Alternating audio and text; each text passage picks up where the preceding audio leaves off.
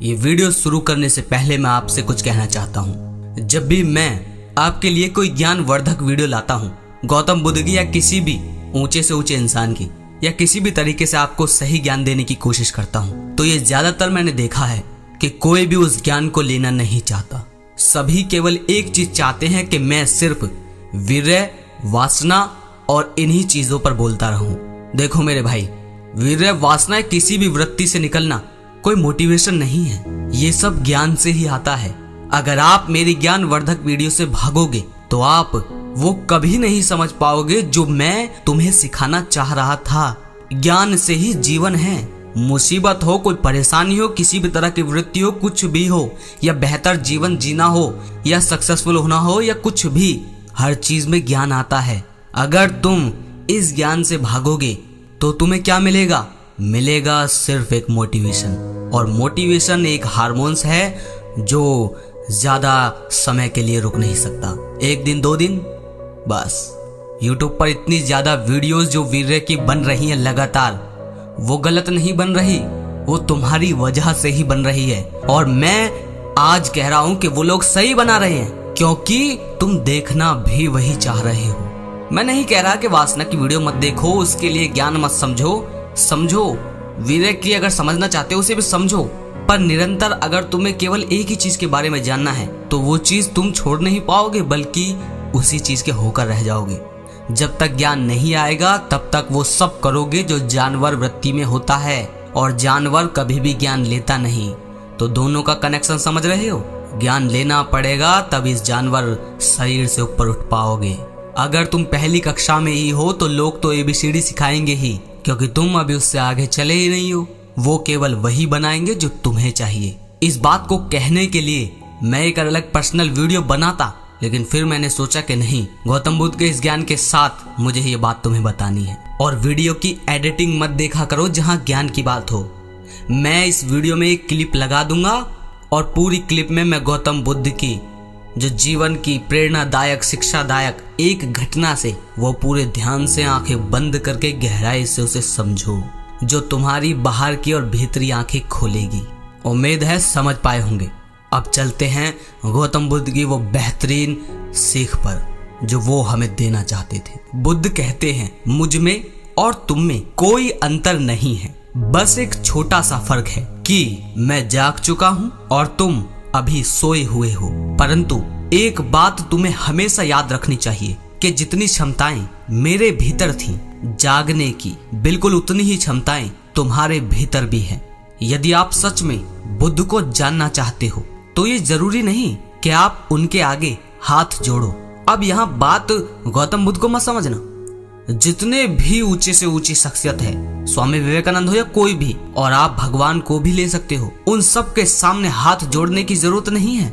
बस समझने की जरूरत है कि जो उन सभी लोगों ने कहा है, जो बुद्ध ने कहा है, उसकी गहराई को समझो।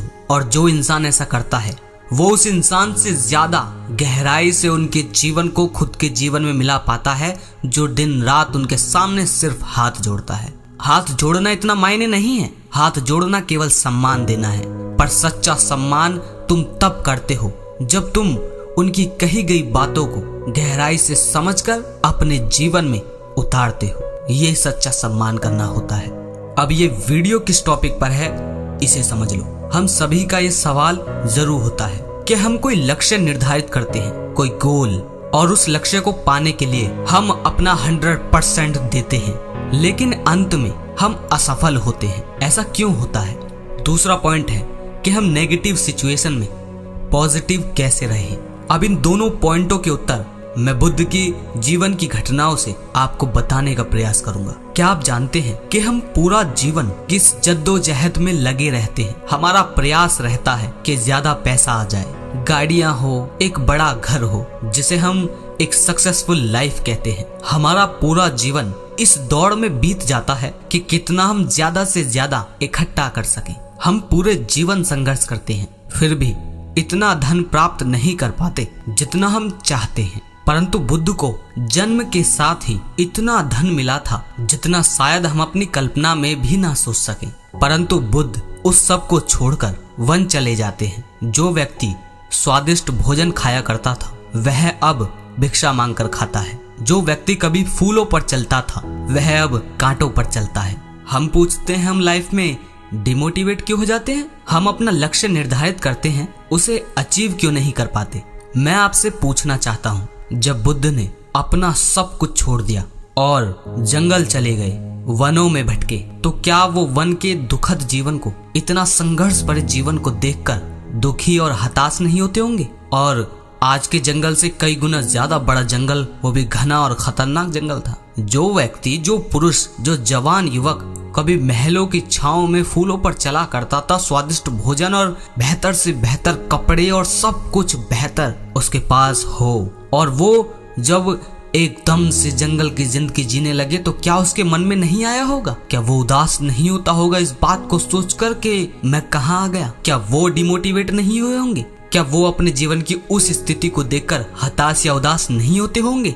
हम तो बड़े आसान शब्दों में कह देते हैं कि बुद्ध ने तो 7 साल तपस्या करी और सत्य को प्राप्त कर लिया। आप जानते हैं 7 साल का क्या अर्थ है? एक एक मिनट बिताना बड़ा मुश्किल होता है, और मुश्किल इतना कि तुम शायद कल्पना में भी ना सोच सको। जो इंसान माँ बाप के लाड़ प्यार में पला बड़ा हो, जिस इंसान की धर्म पत्नी इतनी सर्व सुंदरी हो, जिस इंसान का पुत्र एकदम देवलोक से उतरा हुआ शिशु हो, जो लाख भोग विलास की वस्तुओं से उत्तम हो, और वो बिना माँ बाप, बिना अपनी पत्नी, बिना बच्चे, बिना एक भी सहयोगी साथी के एक अकेले जंगल में रहा 7 साल।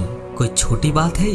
हम अपनी एक छोटी सी समस्या को बहुत बड़ा कर देखते हैं, जिसके कारण हम कहते हैं कि हमने लक्ष्य तो निर्धारित कर रखा है, परंतु हम डिमोटिवेट हो जाते हैं। हम हमेशा मोटिवेट कैसे रहें? मैं आपसे पूछता हूँ, सिद्धार्थ हर समय मोटिवेट कैसे रहते थे? अब हो सकता है आपके मन में जो सवाल आ रहा होगा वो ये हो सकता है, अरे वो तो खास थे, वो तो किसी के अवतार थे, वो तो महापुरुष थे, वो तो जन्म से ही कुछ अद्भुत लेकर पैदा हुए थे, उनके अंदर तो कुछ अलग था। जिस व्यक्ति ने सत्य को पा लिया, जिससे अब कुछ छुपा नहीं है, जिसने सब कुछ जान लिया है, वो खुद आपसे कह रहा है कि मुझ में और तुम में कोई अंतर नहीं है। ध्यान से सुनो, गौतम बुद्ध खुद कह रहे हैं, जिस इंसान ने सब कुछ जान लिया हो, वो खुद कह रहा है कि मुझ में और तुम में कोई अंतर नहीं है। मैं कोई देवलोक से नहीं आया, लेकिन आप फिर भी उस बात को पकड़े हुए हैं कि वो कुछ खास थे। अब यहाँ तुम किसी भी महापुरुष को लगा सकते हो, किसी को भी। हर किसी ने यही कहा है कि मुझ में और तुम में कोई अंतर नहीं है, लेकिन हम केवल उन्हें पूजना शुरू कर देते हैं। बस कह देते हैं कि उनके अंदर कुछ अलग था, वो कुछ खास थे, और ये कहकर साइड हो जाते हैं। अब न जाने ये बात आपके भीतर कहाँ से बैठा दी गई है। मैं आपको बताना चाहता हूँ, जितना सरल और बहुत आसान रूप में दिखाया जाता है कि बुद्ध ने इतने दिन तपस्या कर इतने गुरुओं से, फलाना गुरुओं से ज्ञान प्राप्त करके फिर आगे चलकर अकेले ही उन्होंने खुद ने सत्य को पा लिया, इतना सरल नहीं था। उनके जितनी परेशानियां मेरे हिसाब से आज के जीवन में और किसी ने नहीं उठाई हैं, और ना ही किसी ने देखी हैं। जिस व्यक्ति ने कभी जंगल का जीवन जिया ही नहीं था, वह भला कैसे जिया? सोचो तो सही, दिमाग तो लगाओ, थोड़ा गहराई में उतरो तो सही, उनके जीवन के समीप तो जाओ। कैसे जिया वो जवान युवक जो कभी महलों में रहा करता था? कैसे जिया वो 7 साल तक? क्या चीज थी यार, क्या चीज थी ऐसी जो उनके भीतर मोटिवेशन बनकर उन्हें आगे बढ़ाती रही? वो क्या चीज थी? और उस एक चीज की कमी आपके जीवन में भी है।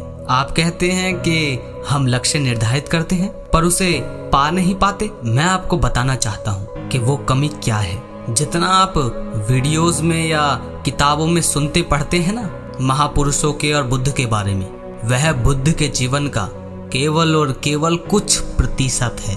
बुद्ध ने जो कठिनाइयां झेली उनके बारे में शायद कल्पना भी ना की जा सके। तो इस हिसाब से तो सबसे ज्यादा नेगेटिव सिचुएशन बुद्ध के जीवन में रही, और वो भी 1, 2, 10 दिन नहीं, पूरे 7 साल तक। जब तक उन्होंने खुद को जान ना लिया हो तब तक नेगेटिव सिचुएशन रही। 7 साल सोच कर देखो, जब तक उन्होंने सत्य को जान ना लिया हो तब तक वो नेगेटिव परिस्थिति में रहे और उन्हें तो आदत भी नहीं थी वनों में रहने की।